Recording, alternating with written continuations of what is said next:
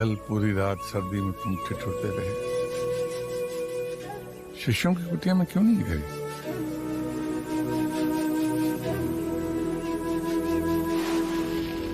कैसे सोता गुरुवर्य? अभी तक आपने मुझे अपना शिष्य नहीं बनाया। जब भी शिष्य बनाने की बात होती है आप मुस्कुराकर टाल देते हो।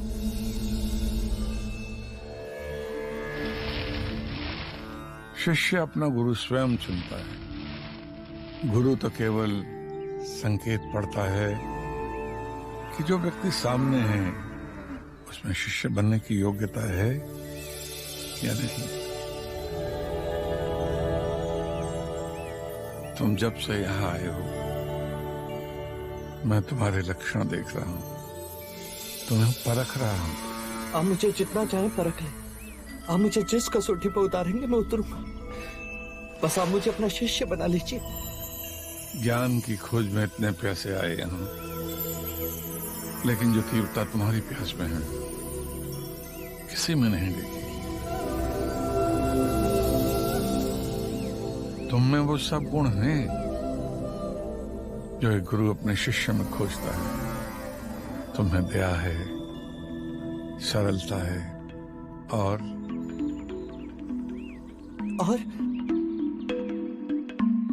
अपनी बात मनवाने का हट।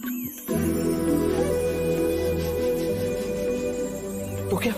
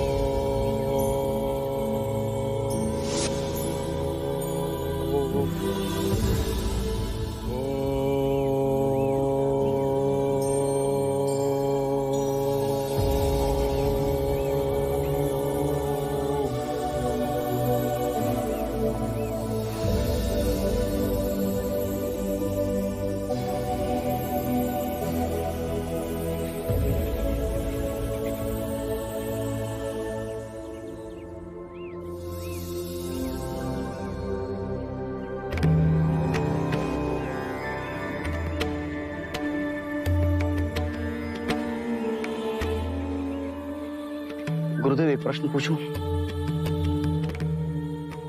पूछो बस। गुरुदेव मैं अपने मुंह से अपनी क्या प्रशंसा करूं? मैंने कई गुरुओं से ज्ञान की प्राप्ति की, चारों वेद उपनिषद मुझे कंठस्थ हैं, परंतु फिर भी आपने मुझे अपना शिष्य बनाने में पूरा 1 मास ले लिया और इस सिद्धार्थ को मात्र 2 दिन में ही आपने अपना शिष्य बना लिया।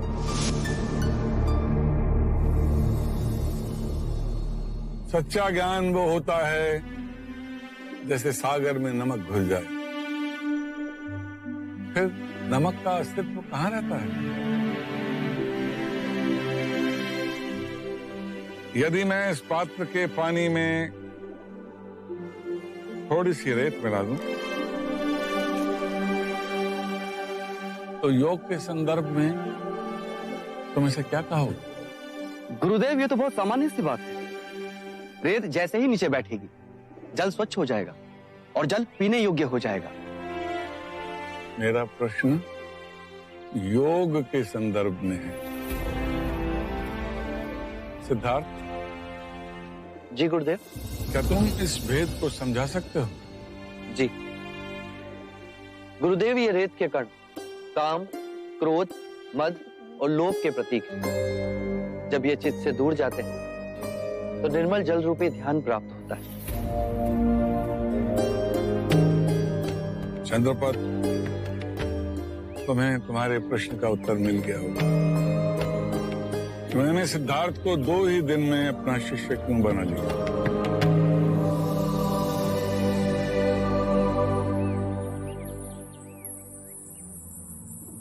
सांख्य दर्शन में पुरुष और प्रकृति 2 सत्य हैं। पुरुष चेतना है और प्रकृति स्थूल तत्व। पुरुष और प्रकृति कामनावश जब एक दूसरे से बंध जाते हैं, जैसे दो सांप, तो जीव का जन्म होता है।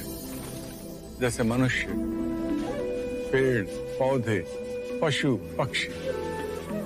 किंतु ज्ञात रहे, कामना से मुक्ति ही मोक्ष। गुरुवारे,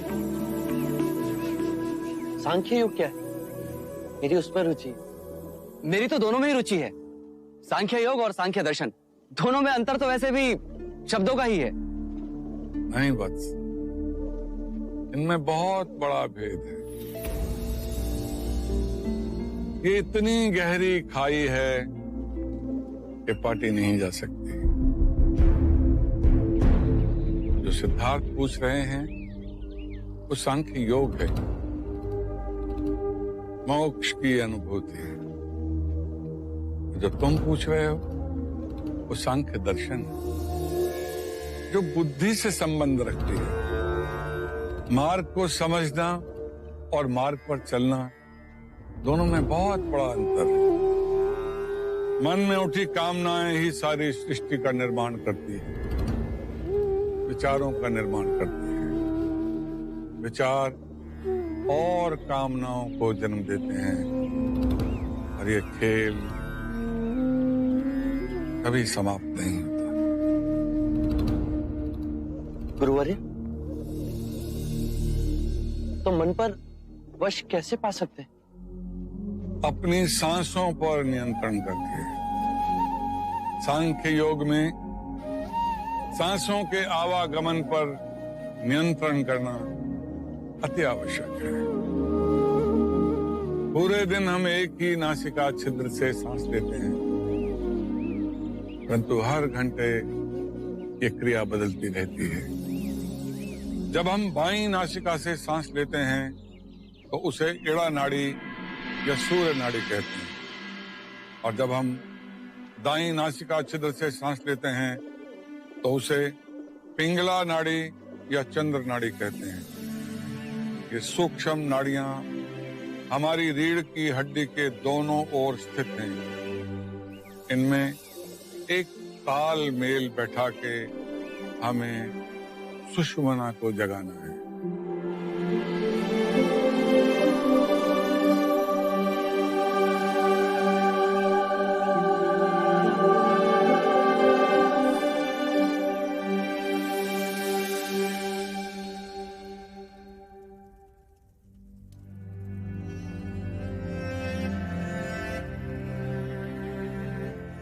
लगता है ज्वर उतर रहा।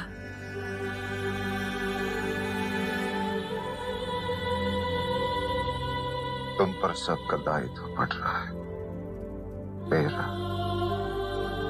यशोधरा का, राहुल का। जब ज्वर हो तो अधिक बातें नहीं करते।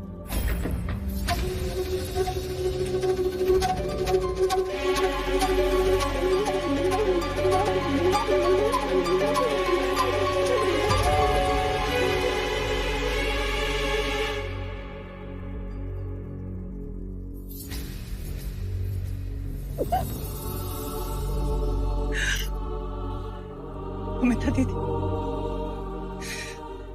क्या सोचा था और क्या हो गया? सिद्धार्थ ऐसे चला गया। प्रश्न ये नहीं कि ऐसे चला गया, प्रश्न ये है कि कैसे चला गया। अच्छा दर्पणी, ये अनर्थ कैसे हो गया महाराज? सिद्धार्थ को इतना भी विवेक न था कि वो किसी का पति है, किसी का पिता है और किसी का पुत्र भी। वही तो मैं पूछ रहा हूँ महाराज, आपने सिद्धार्थ को जाने कैसे दिया? उसे रोका क्यों नहीं? अपने दायित्व का वास्ता क्यों नहीं दिया? कुछ तो कहिए महाराज। आपके प्रश्नों का आवेग शांत हो जाए तो ही मैं उत्तर दे सकता हूँ। सिद्धार्थ आधी रात को चला गया और हमें पता तक नहीं चला। ये उत्तर पाने के लिए हम इतने कष्ट में रातों रात देवदास से यहाँ आए हैं। भैया को दोषी क्यों ठहरा रहे हैं? क्योंकि जिसका दोष है, महाराज का उसके प्रति क्रोध और आवेश दिखाई नहीं दिया। अब आप ही बताइए कि